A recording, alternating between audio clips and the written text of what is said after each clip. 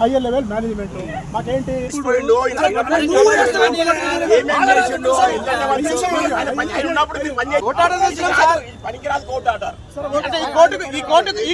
కోర్టుకు వాల్యూ లేదా? ఈ కోర్టు ఆర్డర్ కు వాల్యూ లేదా సార్?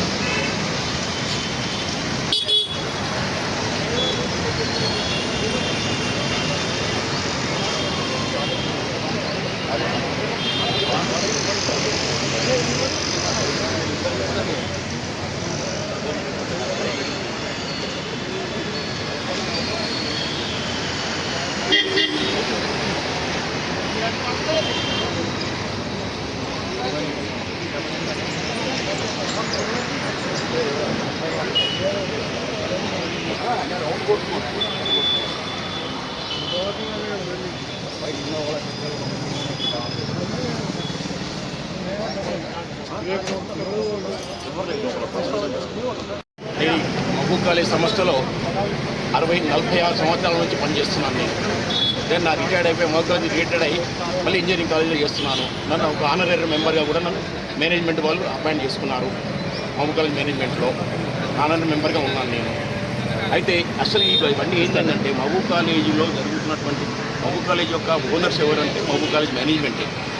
1962 ఎస్టాబ్లిష్ అయినటువంటి ఈ సంస్థను కొంతమంది దుష్టశక్తులు ప్రవేశించి దీన్ని కబ్జా చేయడానికి ఇచ్చేశారు. కావున వాళ్ళను దుష్టశక్తులను బయట పంపించడానికి మా మేనేజ్మెంట్ హైకోర్టుకి వెళ్ళి ఇంజక్షన్ ఆర్డర్ తీసుకొని వాళ్ళను బయట పంపించడం జరిగింది. అక్టోబర్ 11th రోజు ఎవరైతే కేవీకే రావు గారు ఉన్నారో అతను క్రిస్టియన్ అని చెప్పుకుంటాడు, మైనారిటీ యూనివర్సిటీ నడిపిస్తున్నాడు, రియాలిటీ సెంటర్లు పెట్టి ఎన్నో మంది పేద విద్యార్థుల దగ్గరికి డబ్బులన్నీ చేసుకుంటూ హత్య చేసుకోబోతా ఉన్నాడు మహబూబ్ కాలేజ్. సో దీని మీద మీరు తప్పకుండా ఎంక్వైరీ చేయాలి. అతను మైనారిటీ అని చెప్పుకుంటాడు, కానీ అతను కాపు మీటింగ్లు పెడతా ఉంటాడు. ఇప్పుడు అతను కాపు మీటింగ్లు పెడతాడు ఇక్కడ తీసుకొచ్చి. ఇది జరుగుతూ ఉంది. అతను చెప్పడమేమో నేను మైనారిటీ అని చెప్తాడు, చేసే పనులన్నీ ఇవి అతను.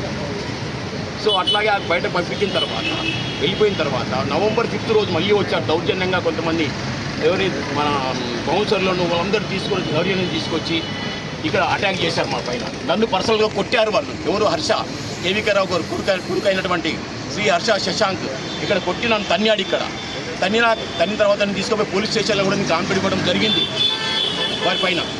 అండ్ నేను హాస్పిటల్ కూడా వాళ్ళు రెఫర్ చేశారు పోలీసు వాళ్ళు నన్ను పోలీస్ స్టేషన్ నుంచి.